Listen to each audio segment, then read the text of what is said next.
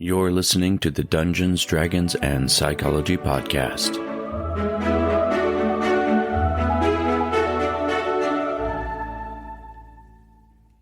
How many times have you heard the adage that you should walk a mile in somebody else's shoes? This idea has been around for a very long time.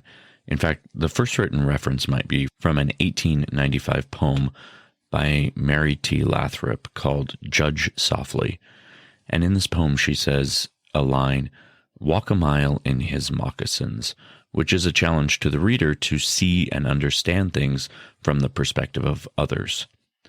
Despite the perceived value of this concept, there's many today who advocate against any sort of acting or role-playing in which the actor or role-player is portraying a character that is in a minority group of which the player does not belong. So the question for you, my cyclothids, is this: should we as role players play characters who are not representative of ourselves in real life? I'm Robert Walker, author of Session Zero, the DMG to writing great campaigns in any system, and this is my show, where I teach collaborative storytellers how to create memorable campaigns using psychology. And today we're talking about the idea of playing characters who do not represent us in real life. Let me give you an example. In real life, I'm a middle-aged, white, heterosexual male. So if I were only to play characters who represented me, they would be white, heterosexual males who were taking the penalties and bonuses for being middle-aged characters. However, in the last campaign I was a player in, I chose to play a young, bisexual, elven male. Over the course of this campaign, my character entered a romantic relationship with another male character. Now, this experience does not represent me as an individual, but I do want to illustrate a story from that campaign that reminded me of the importance of choosing to play those types of characters nonetheless. As it often happens between dungeon crawls, our characters would find themselves back in town with all of the loot that they had acquired from the villains they had just defeated, and so we would go to the shop where the magic dealer works and sell these wares, get our coins and barter for whatever it was we needed to improve our characters' abilities or make them better at what they do. It's a tale as old as time, so to speak. But I started to notice a pattern as we kept going to the local magic shop, and that pattern was every time my character was looking for a magical item or trying to find something to improve himself, for the party's benefit or for his own benefit, this shopkeeper never had what I was looking for. Now, the other members of the party had no difficulties sourcing or acquiring the objects that they needed for their characters, but my character in particular kept being unlucky, is the way that I saw it. To the credit of the dungeon master, he was making a good show of it, rolling the dice every time I asked if an item was in stock, and, of course, giving me the answer, "Oh, sorry, that isn't available." It wasn't until about the fourth or fifth time that this had happened, and I was personally starting to get quite frustrated with the fact that I could never find anything for my character, that one of the other players suggested that the reason I was not able to find what I was looking for was perhaps the shopkeeper was homophobic. Now, as soon as this suggestion was made, all of us sort of looked to the DM, and the DM had that look in their eyes. You know the one I'm talking about, that look where it says you sort of just hit the nail on the head in a puzzle that you're trying to solve.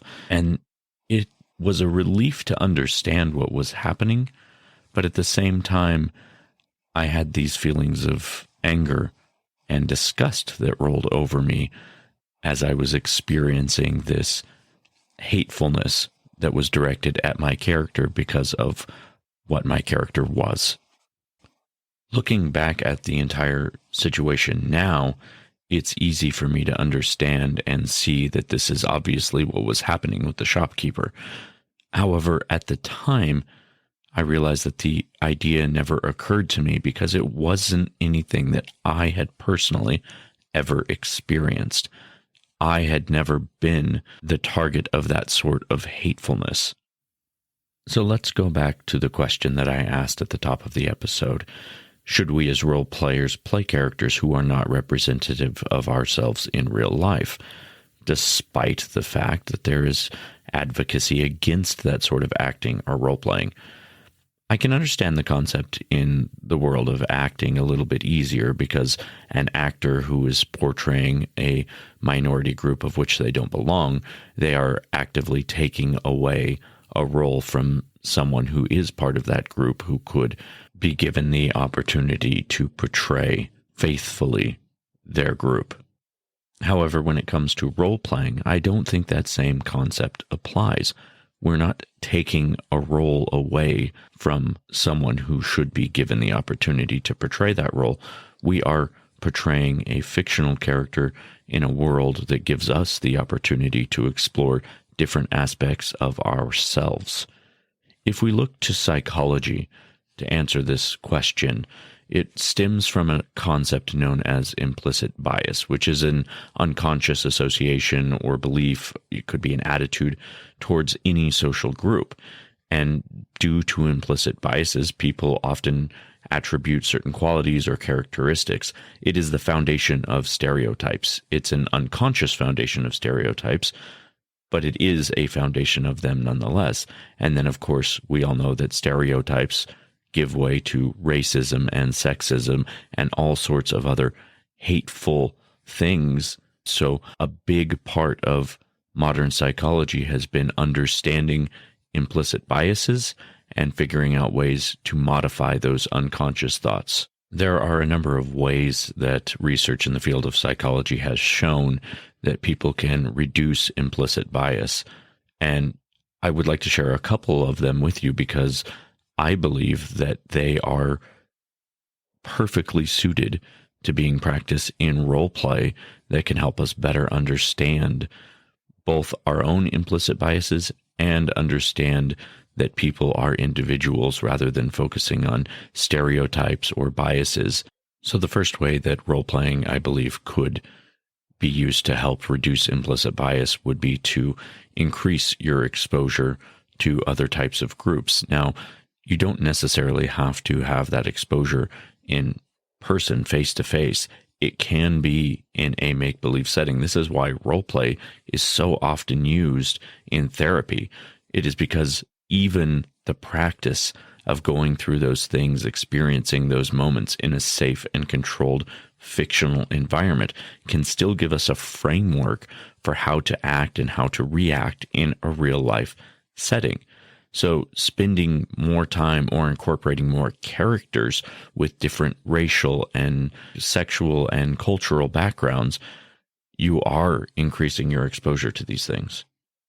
And the second way that psychology advocates reducing implicit bias is by adjusting your perspective, seeing things from another person's point of view, walking a mile in their shoes, as it were, figuring out how you would respond if you were in the same position, which is effectively just role-playing. This is why I think it is such an important part of role-playing games, is that one of the best ways that we know through psychology to reduce implicit bias and, by extension, stereotypes, and by extension, racism and sexism and all sorts of hateful isms, is to role play what it's like to be that other person, to see the world from their point of view, to understand what they're experiencing. I had that moment when I realized that my character was being stereotyped and was being treated differently because of who he was as an individual. Now, I could have chosen to play a heterosexual white elf and not have experienced that moment, but then I would have been stuck with the same sort of mental framework that I had always existed with. I never would have had someone say, maybe they're treating you this way because you're different, and I wouldn't have experienced that moment of disgust. Now, is that piece that I experienced in a story as visceral and as difficult as somebody who has to experience that day to day? No, absolutely not. Of course it's not. It would be silly to say that it is that difficult, but it does give me a framework to understand the world from another person's perspective, which is all part of the drive to reduce implicit bias. So when I hear people suggest that you shouldn't role play characters that don't represent yourself, with the knowledge that one of the greatest tools that we have for defeating racism and sexism and hatefulness is by increasing our exposure and adjusting our perspective through role play, it's ridiculous to me, because what they are saying is we want sexism and hate to be gone, racism to be evaporated from this world, and yet we don't want to use the tools that we know are effective at doing that. However, there is another side to this coin, and another point that does need to be made here. If you are taking on a persona that doesn't represent you, and you are playing a character in a respectful way and helping reduce implicit bias in yourself by understanding another group, that's all well and good.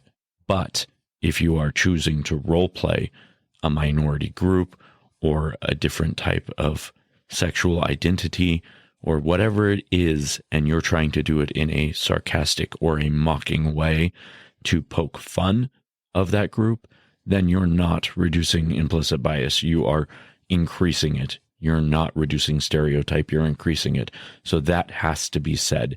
If you are going to role play somebody who does not represent yourself, you need to do it respectfully with the purpose of improving yourself as a person, not making fun of whatever it is you're trying to portray. Being mindful of how you are portraying and how you are experiencing this is extremely important. And I would challenge you to make sure that you are doing it in a way that is positive and beneficial, not just for yourself, but for society in general. Let's move on to tricks of the trade.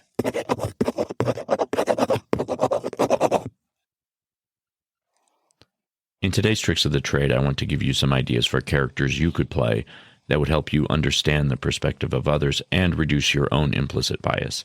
So the first idea would be to play a character that represents a different sexual identity than yourself.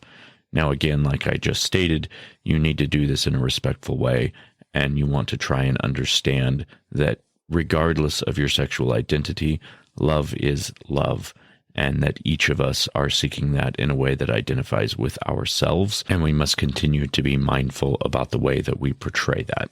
My second idea would be to portray a character that represents a different political ideology than one that you hold. I think this is especially important today in the society that we find ourselves in, where there is so much disagreement and so much hate strewn across the political spectrum. If you can give yourself the opportunity to stand in someone else's shoes and try to see why it is they believe what they believe, I promise you that when you meet those people in real life, you will at least have a better understanding of what it is that they hold important. Because people don't want to be on one side of the political argument to just be hateful of the other people. It represents something about themselves that they find is representative in that type of politics.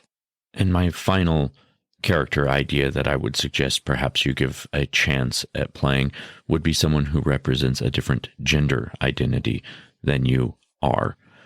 And for the same reasons as sexual identity or politics, understanding that gender is fluid and being able to accept that as part of yourself, that your gender is also fluid, just like everyone else's gender can be fluid. That is a very powerful way to eliminate those types of biases.